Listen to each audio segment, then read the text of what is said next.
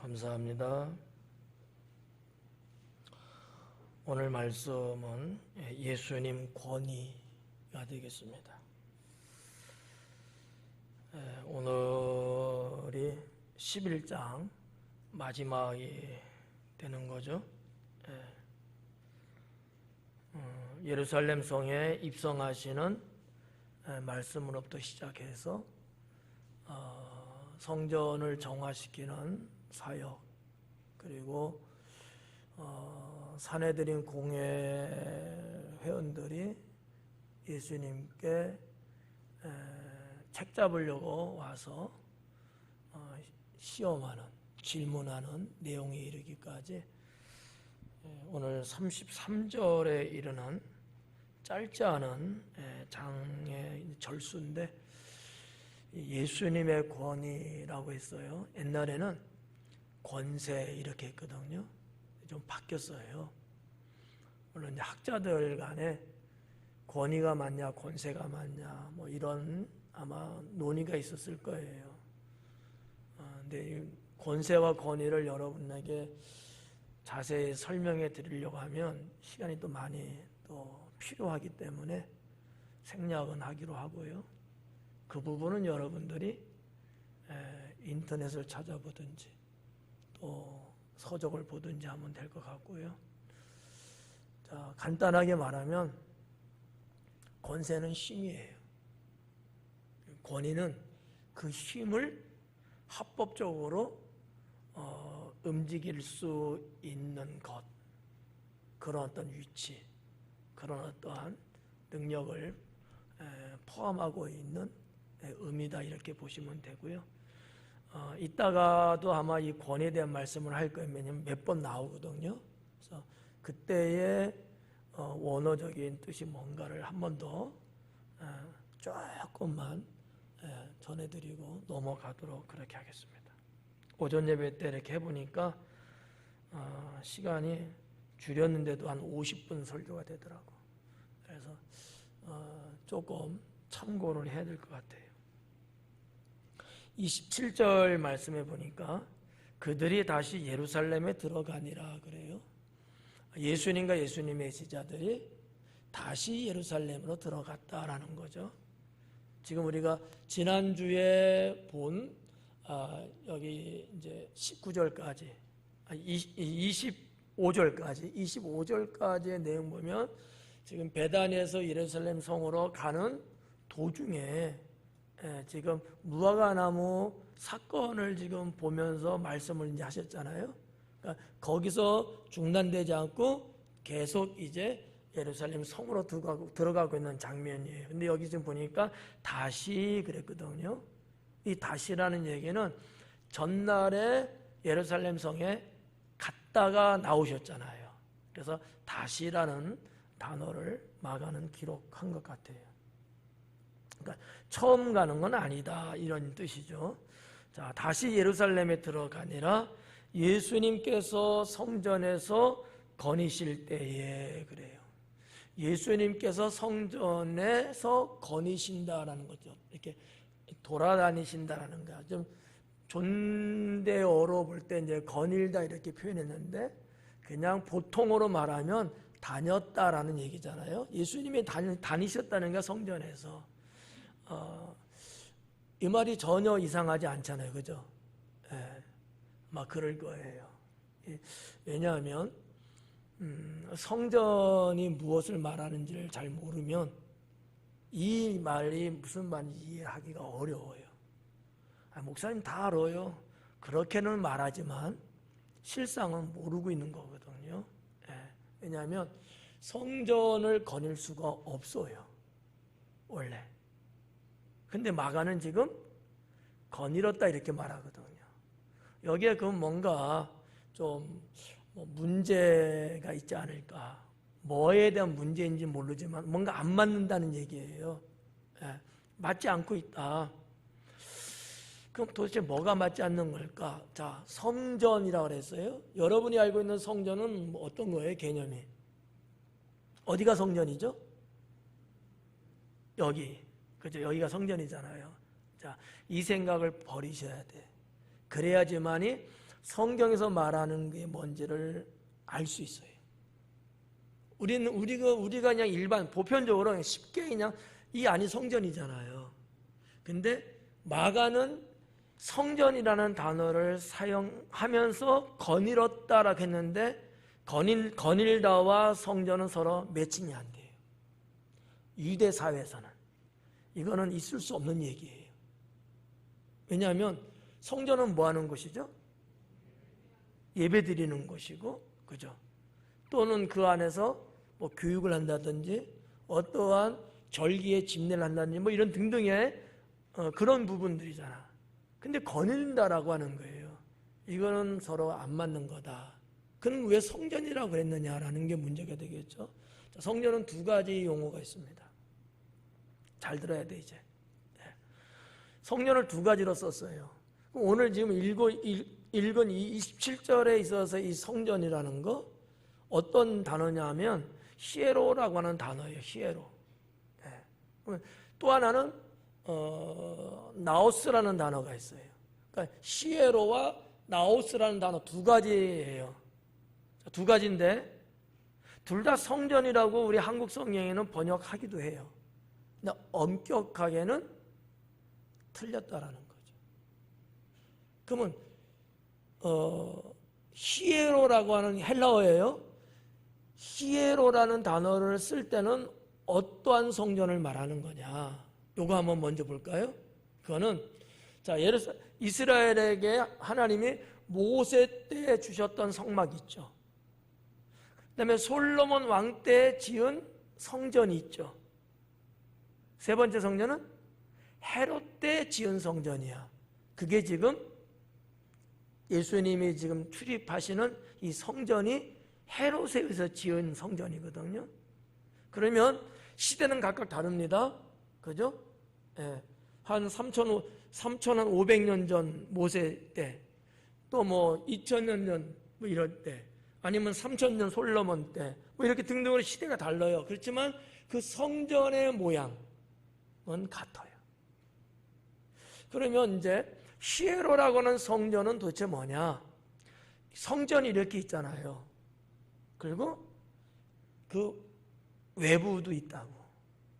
지난주에 제가 한번 설명해 드렸는데, 자, 우리가 알고 있는 이 성전, 성막으로 한번 봐요. 성막으로 지성소 있죠. 성소 있죠. 그 다음에 이스라엘의 뜰이 있어요. 이스라엘인의 뜻이야. 이스라엘인, 이스라엘 사람의 뜰. 다른 말로 말하면 남자의 뜰이에요. 그리고 그 더 저쪽으로, 지성소부터 먼 쪽으로 여자들의 뜰이 있어요. 여기까지가 이 성막이라는 테두리안, 전문 용어로 말하면 성전벽이라고 하는 게 있거든요. 테두리. 그 안에가 이렇게 되는가. 그러면 그 바깥에는 이방인의 뜰이 있어요. 그러면 히에로라고 하는 단어가 갖고 있는 영역, 면적은 어디까지냐?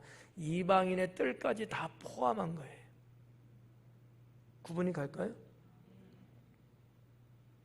근데 우리가 볼 때 우리 교회를 보면 저희 지금 주차장 있잖아요. 저기는 어디에 해당될까요? 이방인의 뜰이죠.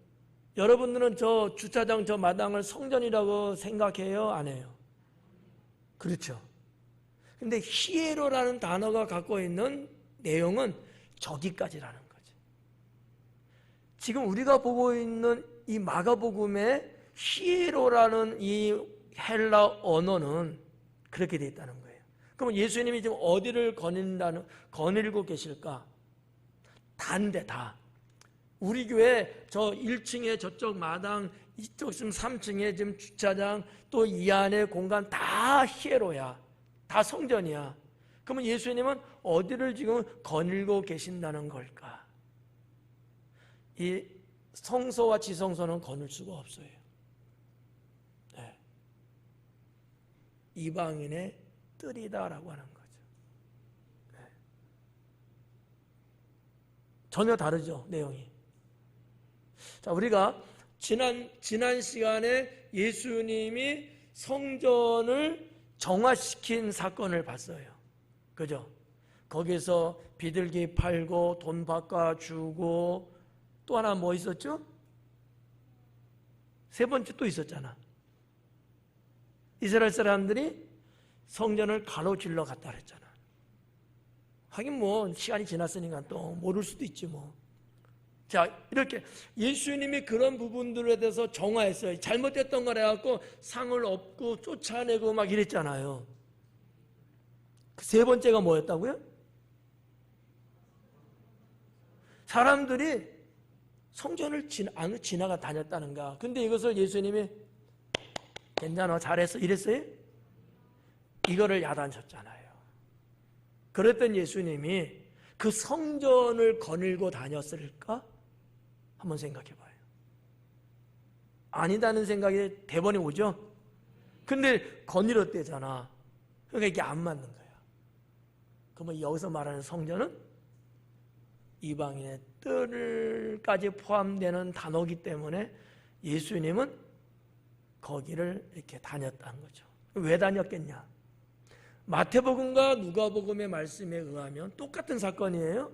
마태복음과 누가복음에 보면 똑같은 내용인데 예수님이 뭘 하셨느냐? 복음을 전하셨다 그래요.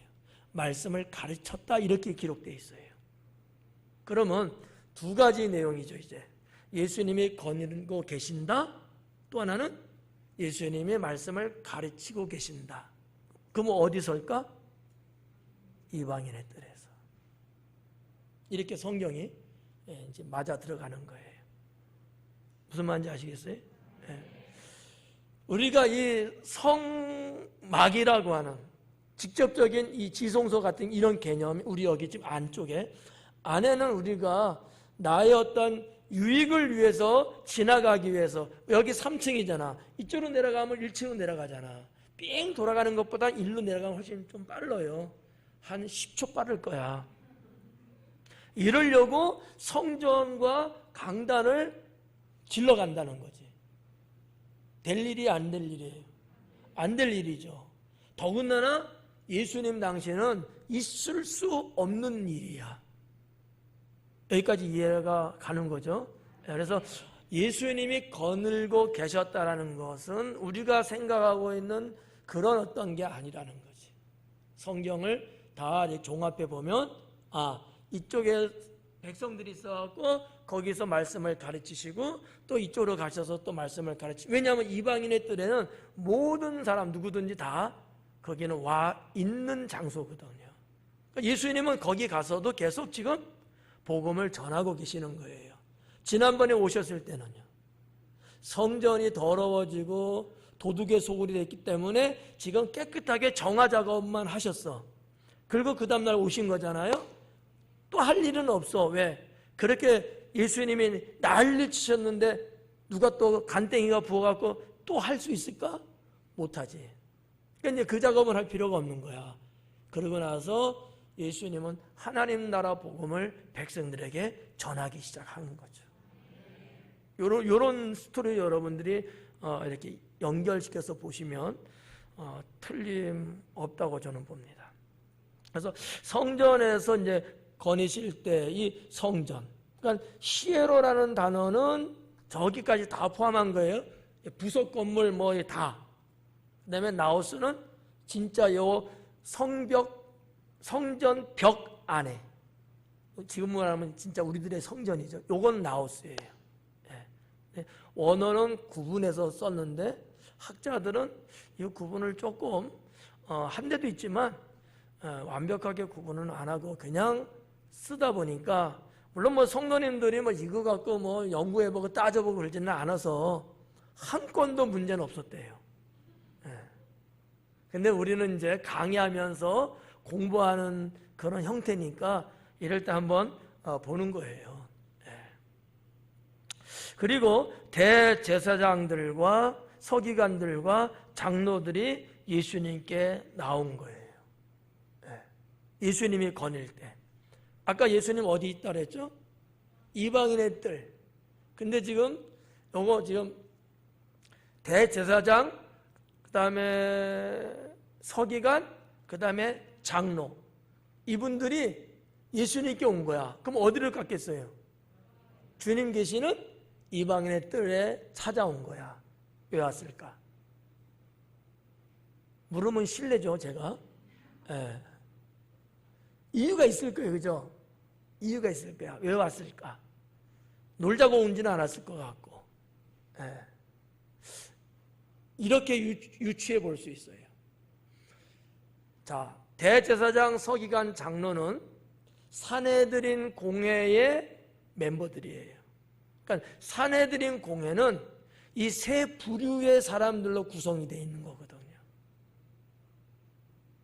그런데 이들이 가만히 보니까 예수님 때문에 못 살겠는 거야. 자신들의 지위도 흔들리고 이권도 흔들리고. 이권은 지난주에 봤죠. 성전에서 장사도 하고 돈도 바꿔주고 막 이래야지 뭔가 세금도 거쳐지고 뭐 돈벌이가 되는데 이거 막 못하게 했으니까 자신들의 금전적인 이익도 안 됐고, 또 백성들이 지금까지는 이 산헤드린 공회를 중심으로 유대 사회가 움직이고 다 됐는데 예수님이 등장하고 복음 전하면서 열어주니까 수많은 백성들이 다 예수님을 옹호하고 예수님을 존경하며 따르는 거예요. 그러니 자신들의 명예도 실추되고 자신들의 권세도 떨어지고 재미가 없어. 이렇게 가다가는 망할 것 같아. 지금 우리나라 경제처럼. 그래서 예수님을 죽이려고 그들이 작당을 했었죠. 없애야 돼요. 죽이려고 했는데 죽이지 못했어요. 생각하고 모의까지는 하고 그거를 실천하지 못하는 거야. 왜냐하면 너무 많은 유대 백성들이 예수님을 옹호하고 있기 때문에. 오히려 잘못 건드렸다가는 역으로 자기네들이 당할 수 있어. 네. 그래서 이따가 혹시나 깜빡해서 이야기 못 드릴 것 같아서 살짝 말하면, 이 산헤드린 공회의 멤버들은 자기들이 권위가 있다 그래요. 우리는 권위를 가지고 있다는 거야. 근데 예수님은 권위가 없다고 보는 거지. 그렇게 봐봤어요. 이게 이제 시비거리거든. 그러니까 그런 저자가 우리 설자를 다 망가뜨리고, 이게 말이 안 되는 거잖아. 그래서 죽이고 싶었지만 죽일 수는 없었어. 그러니까 계속 틈틈이 뭐예요? 꼬투리를 잡으려고 늘 서성거리고 찾아와서 한 번씩 쿡쿡 찌르면서 어떤 문제거리를 던지는 거예요. 여기 본문도 지금 똑같은 거야. 어떠한 이슈를 딱 던지는 거예요. 그래서 걸려들기만 하면 지금까지 유대 민족 백성들이 예수님을 옹호하고 따르는 그런 부분들을 추락시킬 수 있어요. 그때에 예수라는 자를 우리가 만약에 죽이려고 한다고 해도 백성들의 밀란이 일어나지는 않아. 자연적인 거죠. 그죠? 순리가 그래요. 그러니까 예수님의 그런 부분들을 꺾어버리고 싶어서 온 거야. 이유가 거기에 있어요. 예. 친구 되려고 밥 한 끼 점심 먹자고 온 거 아니고. 예. 그 내용이죠. 자, 여기서 우리가 한번 여러분 다 아는 거겠지만 대제사장들, 서기관들, 장로들 세 부류가 나오죠. 이 부류 외에는 없어요. 산헤드린 공회는. 산헤드린 공회가 우리나라로 보면 뭐와 같다 그랬어요? 국회와 같은 거예요. 다음 주에 또 물어보게 하지는 마요. 예. 국회와 같은 거야. 세 부류야. 그러면 자, 제사장들은 어떠한 사람들이냐? 성경의 역사를 쭉 거슬러 올라가면 다윗 왕 시대 때에 대제사장이 누구였냐면 사독이었어요. 사독이라는 사람이 있었어요. 거기서 유래가 된 거야. 사두개인, 사독. 대제사장이야. 하여튼 뭐 역사적으로 쭉 내려오다가 뭐 바벨론 포로 시대 거치고 이렇게 쭉 내려와요. 근데 뭐 이분들 소개를 이 시간에 여러분에게 해드릴 수는 없어. 그것만 하려도 몇 시간 해야 되니까 그건 불가능하고 그냥 간략하게 그냥 몇 점만 딱 찍으면은 그런 부분. 사두개인의 시조는 그건 누구냐? 다윗 왕 때의 대제사장이었던 사독이었다라는 거. 그래갖고 그 후손이 쭉 내려오는데 이들의 어떤 신앙은 상당히 보수이면서 인본적이에요. 보수라는 얘기는 어떤 의미에서 보수냐면 이들은 모세 오경만을 고집해요. 그러는 거지. 그러면서도 그들은 하나님의 영적인 세계, 예를 들어서 부활이라든지 이적이라든지 뭐 내세라든지 죽어서 천국 가는 거 하나도 안 믿어요. 네, 안 믿어. 그런데 아무튼 역사가 쭉 흘러내려오면서 이들이 대제사장이라고 하는 이 종교의 직책을 꽉 잡고 있어. 물론 이제 예수님 시대 때는 이 사두개파가 유대 사회에서 인원은 많지는 않아요. 그런데 아무튼 그렇게 이제 전통처럼 오고 있기 때문에 그렇게 이제 가지고 있는 거예요. 예수님 때에 이 사두개인은 제사장들이었다. 제사장들은 사두개인들이 했다라고 하는 거죠. 이들은 안 믿어요. 현실적이에요. 현재 나타나고 있는 것만 믿어요. 그러니까 모세 오경만 고집하는 보수는 보수인데 하나님의 살아 역사하시는 것, 이 땅에서뿐만 아니고 죽은 이후 사후세계의 하나님 나라가 이런 건 안 믿어. 상당히 아이러니해요. 여러분은 어때요? 헷갈리지 않아요? 좀? 이상하게 생긴 친구들이야. 하여튼 그렇게 좀 구성이 되어 있고, 뭐 너무 많이 말하면 머리 아프니까 로마 정부 시대 때 막 이렇게 내려오는데 그들하고 뭐 정치적으로 뭐 합작을 하고 막 이런 여러 가지가 있어요. 역사적으로는 이런 거는 여러분이 나중에 다 알아서 공부하세요. 그냥 독학을 하셔갖고. 요게 이제 예수님 당시에 제사장들의 어떠한 그 뭐 정책. 그러면 이제 서기관들은 누구냐? 이들은 바리새인들이에요. 바리새파 사람들. 이 서기관은 다른 말로 말하면 율법 학자들입니다. 지적이고 상당히 뛰어난 학문을 갖고 있는 분들이에요. 뭐 현대로 말하면 다 그 계통의 박사들이죠. 카이스트 뭐 이런 것처럼. 대단한 사람이죠. 이분들은 백성들에게 복음을 모세 오경뿐만 아니라 그 외에 시대가 쭉 변천되면서 여러 가지 있잖아요. 뭐 이스라엘은 뭐 탈무드도 있고 뭐 여러 가지들이 있거든요. 그런 것들도 다 믿고 다 가르쳐요, 같이. 그래서 사두개인들이 볼 때에 바리새인들은 보수일까?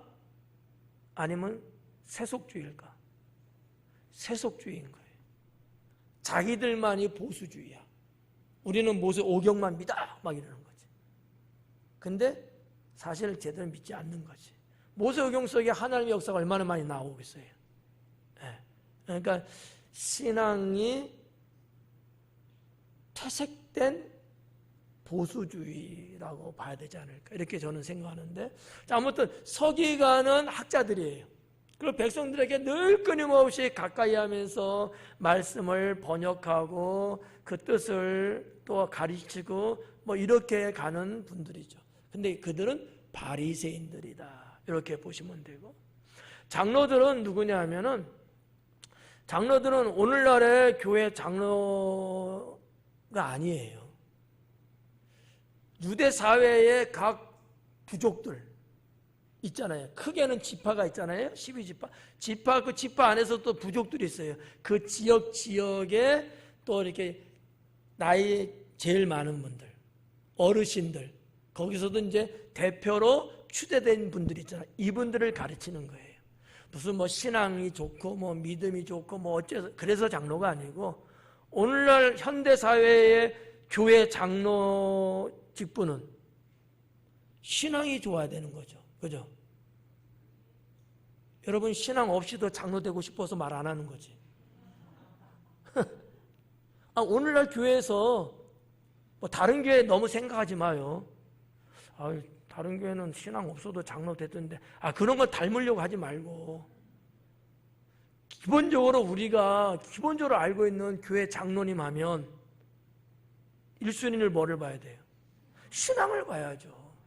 그런데 예수님 당시에 장로라고 한 거, 성경에 장로라고 쭉 기록된 내용의 이 장로 이분들은 그런 분이 아니라는 거예요.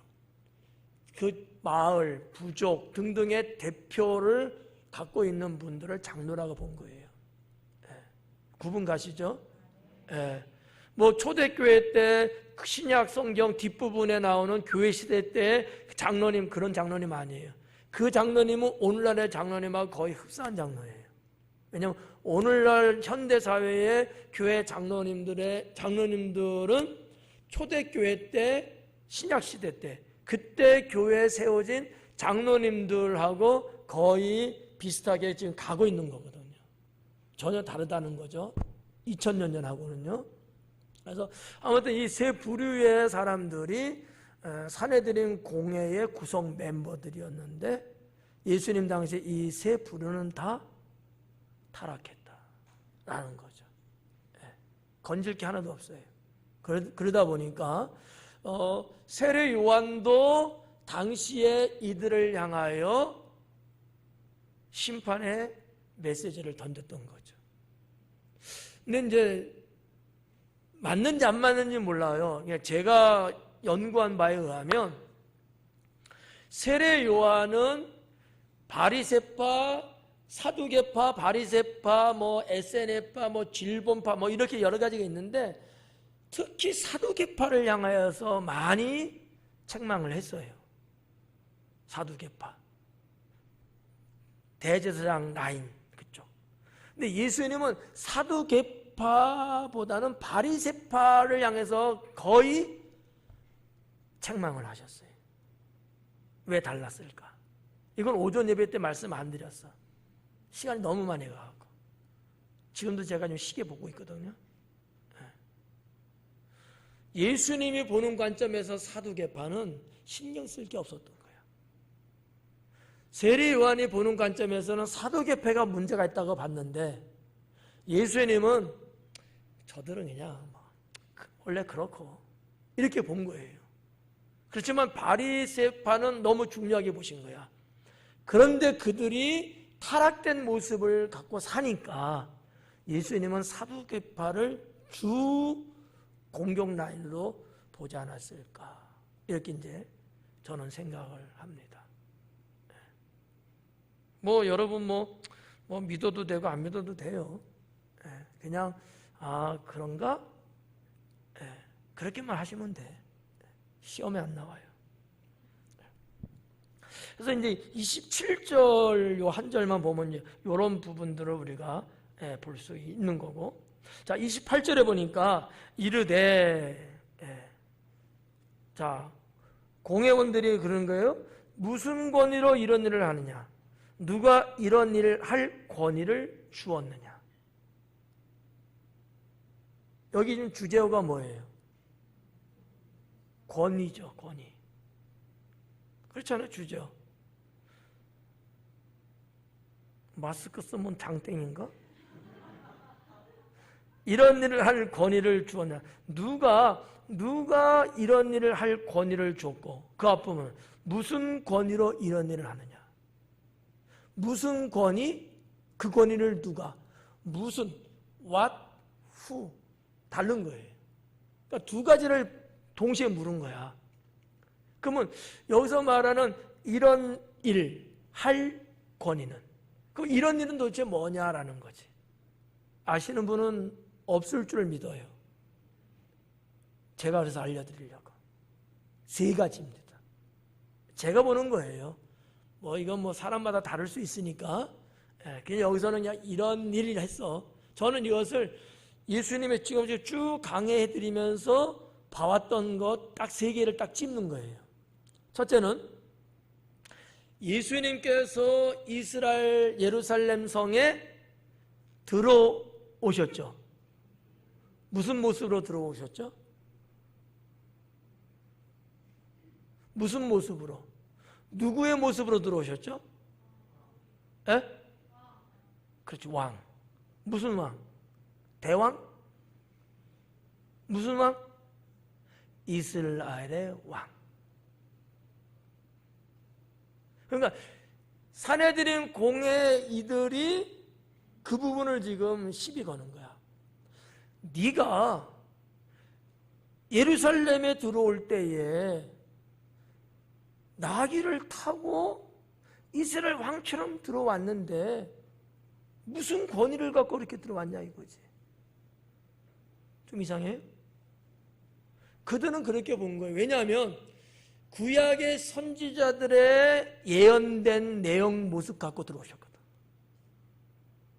그러니까 일반 백성들은 무슨 건 뭐가 뭔지는 모르지만 그래도 바리새파 이 사람들은 말씀을 연구하는 사람들, 그리고 사두개파 대제사장들은 자기들의 조상 족보를 쭉 올라가면 다 제사장들이잖아요. 직접적으로 제사를 집례하고 이런 분들이잖아요. 하나님을 믿고 섬기는 영역에서 벗어나지 않은 사람들이거든.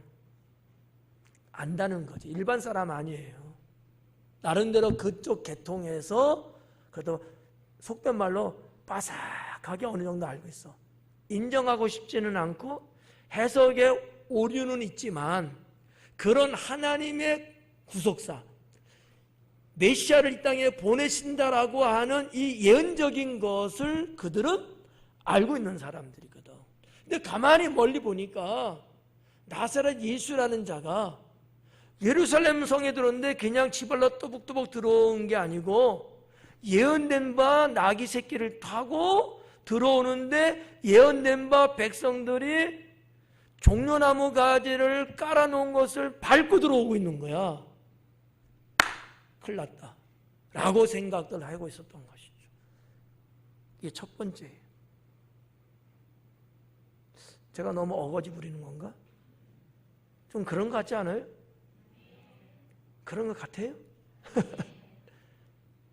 그러니까 사내들은 공회 이들이 시비 거는 이런 일의 한 가지는 그 부분. 예. 선지자를 통해서 예언된 메시아가 예루살렘 성에 들어오는 그 모습을 그대로 재현하면서 들어오는 것. 무슨 권위로 그렇게 들어왔냐 이거지. 네가 나귀 타고 이스라엘 왕처럼 대접받고 환호 속에 들어오는 그게 무슨 권위냐 이거지. 자기들은 공적으로 임명되고 이렇게 공중돼서 자기들은 권위가 있다고 보고 있어요. 너는 그런 게 하나도 없었잖아. 너는 나사렛 출신이잖아.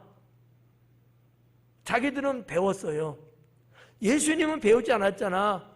너는 너의 아버지가 목수였고 그래서 너는 그 아버지가 죽고 나서 그 업을 물려받은 넌 목수일 뿐이잖아. 너한테 무슨 권위가 있어? 이거예요.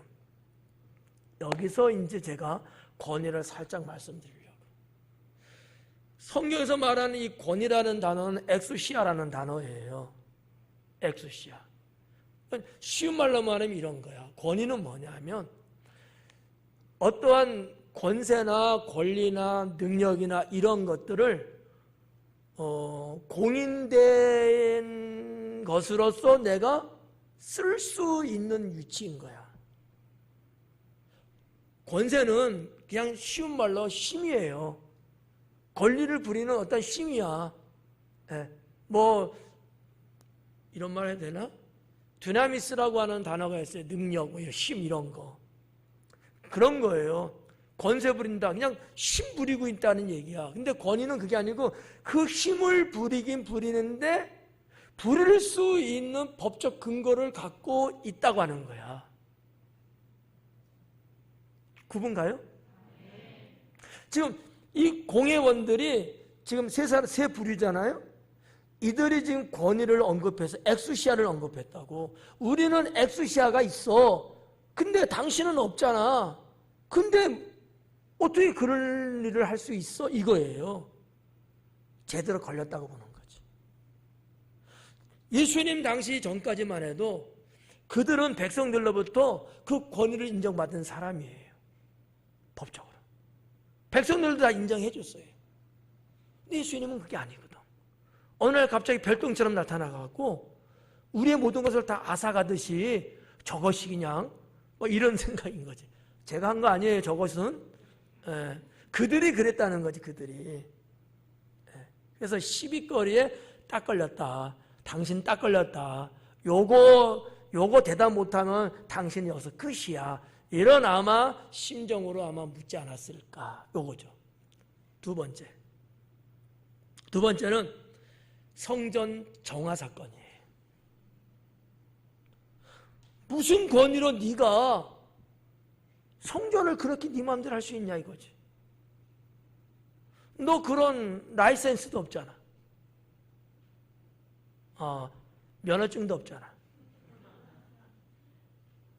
자기들은 있어요. 그게 우리가 지난 시간에도 봤습니다마는, 자, 세금 돈 바꿔줘요. 원래 장사해요. 이거 원래 성전에서 할 수 있었어요? 없었다 그랬죠? 예. 그냥 감난산에 원래 한 4군데 설치해 놓고 거기서 이렇게 하고 가지고 냈는데 자기들한테 수익이 없는 거야. 대제사장이. 그럼 자기 수익을 올리려면 사건은 성전 안을 끌고 들어와야 되는 거거든. 이 얘기 해드렸죠? 예. 근데 난데없이 예수라는 작자가 와서 우리의 돈벌이를 다 깡그리 뭉겨버린 거예요. 그냥. 그거 무슨 권위라냐. 우리가 한다면 우리는 할 수 있어. 영업해서 하세요. 그만하세요. 이 권위가 자기한테 있다고 아는데, 나사렛 예수는 그런 어떤 라이센스도 없이 지가 막 상을 얻고 막 쫓아내고 막 그랬다는 거지. 그게 바로 여기서 말하는 이런 일이라는 거야. 이런 일. 2가지 했어요? 몇 개 남았죠? 하나. 뭘까 물으면 실례일 것 같고, 3번째는 놀라운 가르침이에요. 예수님이 백성들에게 가르치시는데 기가 막힌 가르침이야. 전에 듣도 보도 못한 가르침인 거야. 그래서 백성들이 그렇게 고백한 거잖아요. 예전에는 이러한 진리를 들어본 적 없어. 그래서 백성들이 뿅 간 거예요. 늘 성전을 출입하고 하나님께 제사를 드리고 서기관들에 의해서 때로는 율법을 배우고 어쩌고저쩌고 쭉 해왔는데 늘 그 얘기가 그 얘기고 식상된 것만 들었지, 예수님의 복음은요 한 번도 들어본 경험이 없어. 예를 들어서 율법에도 보면 원수를 사랑하라기보다는 네가 당했으면 너도 그대로 갚아줘라 막 이런, 귀에 쩔도록 끼어들었단 말이야. 근데 예수님 뭐라 그래요? 원수를 사랑하래. 70번씩 7번까지도 사랑하래. 각종 비유를 들면서 말이죠. 계속해서 사랑을 얘기하는데 백성들이 들을 때는 기가 막힌 거예요. 저는 이것을 놀라운 가르침이었다, 이렇게 본 거죠. 우리는 교사 자격증이 있어. 우리 공부하고 시험하고 우리는 다 한 거야. 너는 아니잖아. 어서 굴러먹다가 온 것이. 이런 식으로 뭔가 무슨 권위 네가 그 했냐는 거지. 좀 이해가 가요? 네. 제가 보는 건 이렇게 크게 한 3가지 정도. 네. 이렇게 보는 거죠.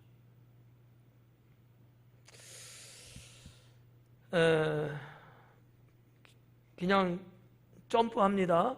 네, 점프합니다.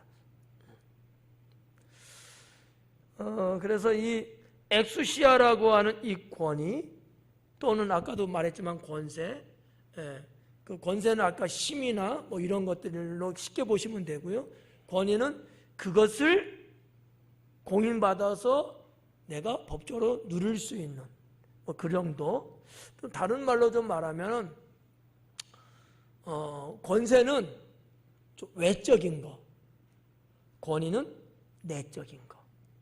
이렇게도 볼 수도 있어요.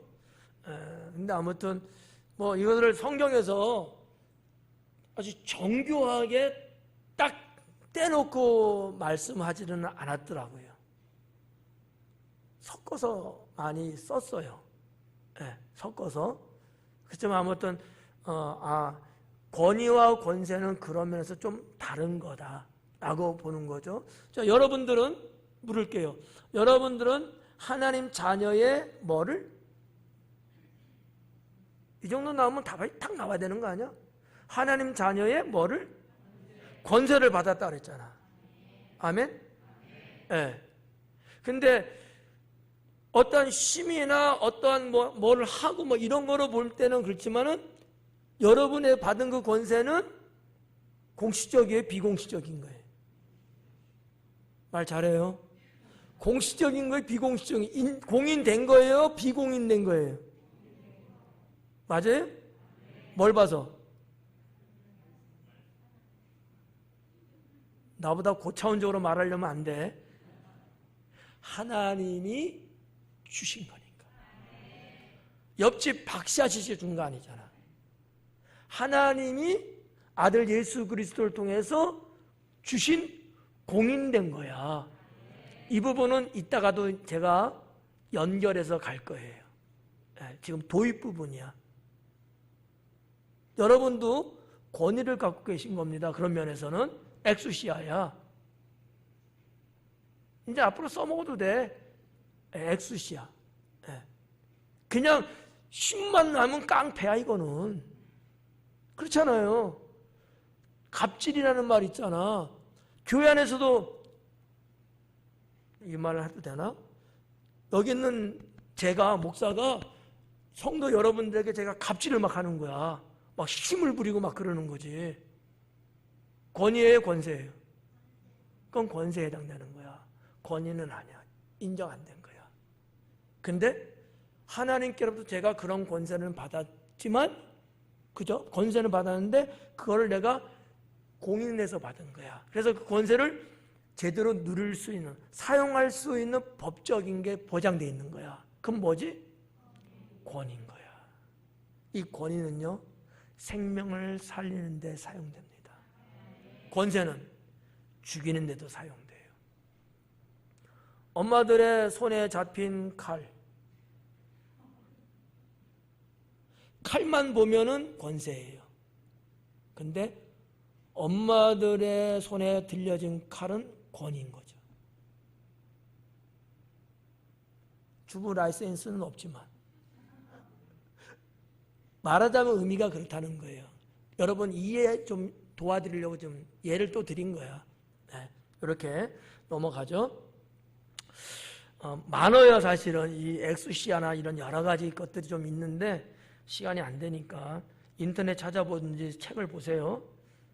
대답 아무도 안 하네. 29절에 예수님께서 이르시되 나도 한 말을 너희에게 물으리니 대답하라. 그리하면 나도 무슨 권위로 이런 일을 하는지 이르리라. 자, 그들이 엑수시아로 던졌어요. 말을. 무슨 권위로, 누구의 권위로 이렇게 했잖아. 그러니까 예수님이 그러면 어떻게 대답해야 돼, 안 해야 돼요? 그렇지, 해야지. 근데 예수님은 대답을 안 하고 역으로 질문을 해버리는 거야. 이런 것들이 옛날 유대 사회에 랍비들이 논쟁할 때 사용했던 방법이에요. 랍비들이. 여러분들처럼 여러분 같으면 당연히 대답하죠. 그게 걸려 들어가는 거야. 근데 예수님은 안 걸려 들어간 거지. 랍비들의 의도를 알아요. 그래서 너희가 권위를 갖고 나한테 지금 시비를 거는데 그러면 내가 말하는 권위에서 너는 대답을 해라. 그러면 내가 대답해 줄게. 이렇게 하는 거야. 오늘날 현대사회에서 검사들이 법정에서도 이러한 논법들을 좀 써요. 근데 요즘 작가들 보니까 드라마에서 부부싸움 할 때도 이런 텍스트가 있더라고. 뭐 여러분들은 아니 뭐 드라마 안 보니까 뭐 워낙 뭐 영성이 좋아서. 예. 자, 그럼 한번 그 내용 한번 볼까요? 예수님께서 이르시되 나도 한 말을 너에게 물으니 대답하라. 그리하면 나도 무슨 권위로 이런 일을 하는지 이르리라. 30절에 요한의 세례가 하늘로부터냐 사람으로부터냐 내게 대답하라. 예수님이 생뚱맞게 세례 요한을 끄집어냈어요. 왜 그랬을까? 우리 예수님의 IQ는 측량이 안 돼. 이 공회원들에게 있어서 세례 요한은 아킬레스건이야. 이거는 다시는 생각하고 싶지 않은 사건이었거든. 근데 예수님은 그 부분을 콱 누르는 거야. 발 뼈는데 발을 그냥 확 밟아서 피벼대는 거 봐. 얼마나 아프겠어. 예. 근데 한번 봐봐요. 세례 요한의 세례가 구분하셔야 돼요. 요한의 세례입니다. 그 세례가 사람으로부터 온 거냐 하늘로부터 온 거냐 이거야.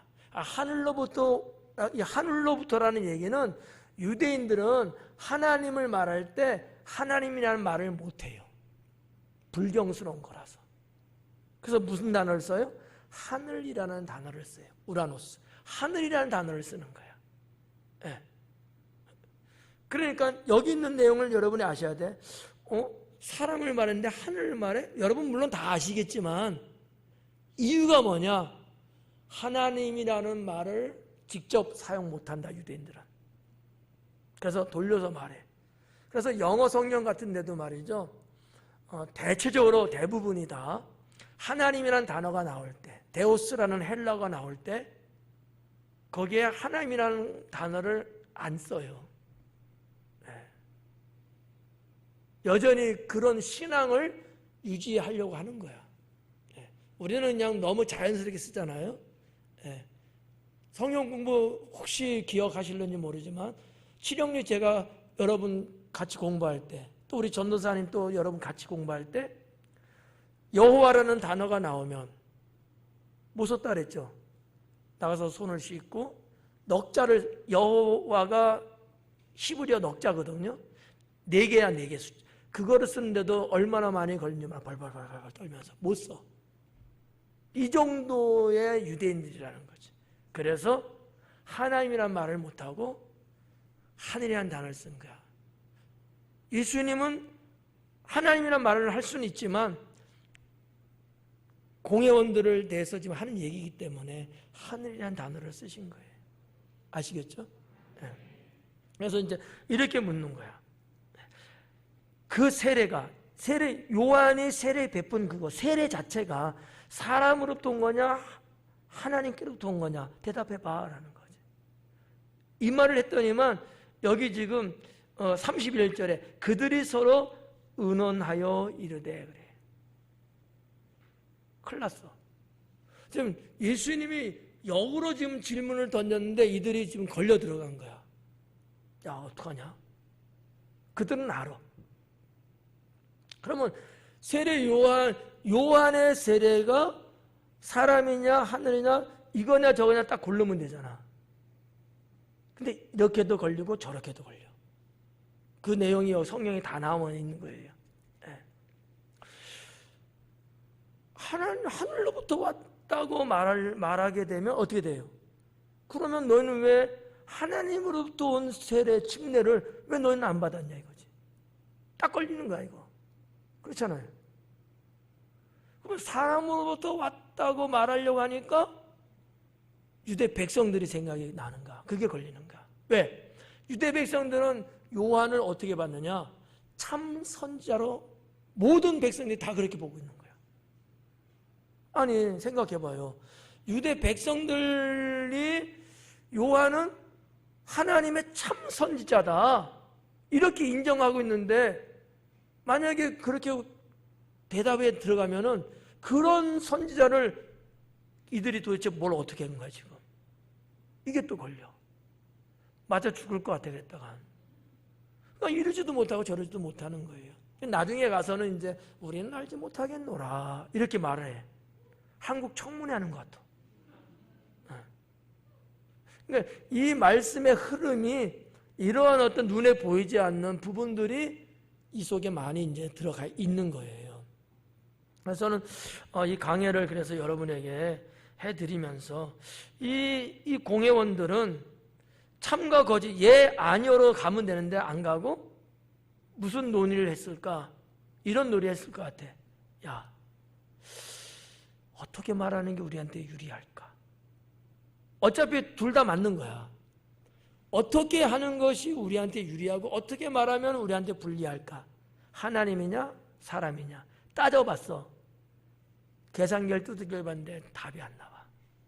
이것도 걸리고 저것도 걸려. 그래서 우리는 알지 못하는 거로 하자. 정말 몰라요? 알지만 말하면 자기들의 말이 꼬투리 잡히니까 말 안 하는. 그러니 똑똑한 사람들이니까 다 박사들이야. 멍청한 게 아니에요. 우리 같으면 어때요? 대번에 말하잖아. 이제 그런 내용이 우리 성경 겉으로는 이제 보이지 않는 부분이죠. 예수님께서도 어땠어요? 요한한테 가서 침례 받으셨잖아요. 왜요? 하나님께로부터 온 거기 때문에. 맞죠? 아니 우리가 높낮이를 따지면 예수님이 높은 분이에요? 요한이 높은 분이에요? 예수님이 더 높으신 분이야. 그분이 하나님이심에도 불구하고 가서 침례를 받으셨어. 그러니까 요한이 뭐라 그래요? 어여 어서 오세요. 엎드리세요. 누우세요. 이렇게 서비스 했어요? 안 했죠. 아유 이러시면 안 돼 말했잖아. 예수님이 뭐라 그래요? 당신이 나한테 침례 베푸는 것이 하나님의 의를 이루는 겁니다. 하나님부터 왔다는 거야. 그러니까 예수님은 인정을 이렇게 했어. 근데 이 공회원 이 사람들은 인정을 안 한 거야. 그러니까 가서 침례도 안 받고 그러한 요한을 죽인 거지. 이런 것들이 이 예수님과의 대화 속에서 다시 들춰지면서 밑에 깔아앉았던 것들이 들어 올라가니까 자기들은 위기를 느낄 수밖에 없어요. 그날 그 시간에 그래서 그들은 그냥 도망갔대요. 더 이상 논쟁거리가 안 돼요. 시비 걸려고 왔었지만 결국 예수님의 지혜에 말려 들어가고 그들은 말 꺼내지 못하고 결국은 후퇴하고 만 것을 우리는 이제 알 수 있는데, 여기 32절에 보니까 그러면 사람으로부터라 할까 하였으나 모든 사람이 요한을 참 선자로 여김으로 그들이 백성을 두려워하는지라. 백성을 두려워한 거지. 자기들이 권위 있다고는 하지만 그 권위도 백성들 앞에서는 두려울 수밖에 없었다는 거예요. 그만큼 뭐예요? 백성들이 하나님을 향한 것은 대단했다는 걸 알 수 있어. 대단했다는 걸 알 수 있어. 너무 여러분 유대 민족들의 신앙을 짓밟는 생각하시면 안 돼요. 나름대로 그 시대는 그래도 그들은 참 메시아를 소망했고 여호와 하나님을 갈망하며 산 사람들은 분명합니다. 문제는 지도자를 잘못 못 만나서 문제인 거죠. 그래서 이 공회원들이 여기 두려워했다고 단어 나오잖아요. 이게 문법에 뭐로 나오냐면 미완료형으로 나와요. 무슨 얘기냐면 대제사장, 서기관, 장로들 이분들은 백성들을 두려워했는데 예전에 두려워했던 게 아니고 지금만 두려운 게 아니고 계속 앞으로도 계속 두렵게 보고 있는 거야. 백성에 대해서. 그러면 정말 백성이 두려워서 두렵다고 할까?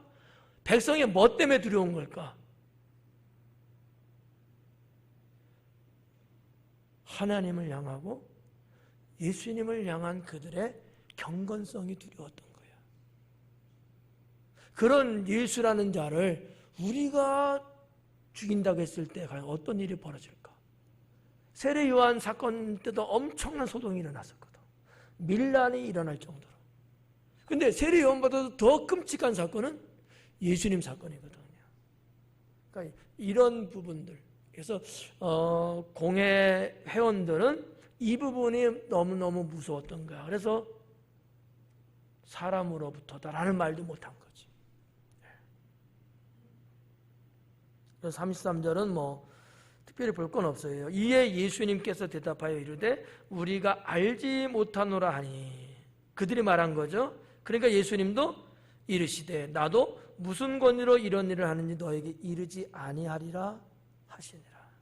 예수님은 아시죠. 내가 무슨 권위인지.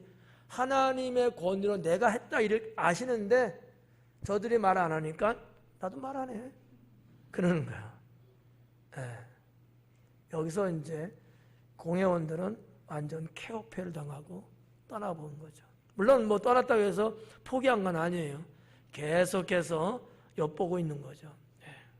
오늘은 아무튼 33절까지 하면서 11장을 마치겠습니다.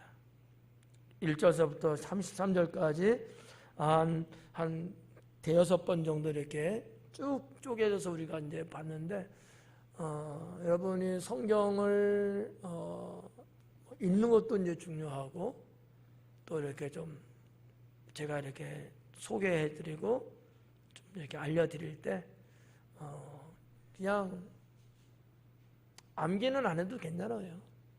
말씀을 들을 때만 이해가 가면 돼. 더 이상 안 바래. 들을 때만 이해되면 돼. 그리고 5초 후에 까먹어도 괜찮아. 그렇잖아. 들을 때 믿음이 가면 가요 안 가요? 그러면 된 거야. 그러면 된 거야. 그 믿음은 여러분 안에 살아있거든. 기억나게 하는 거는 성령께서 하실 거예요. 그래서 하여튼 11장 끝냅시다. 다음부터는 12장으로 들어가도록 하겠습니다. 기도하겠습니다.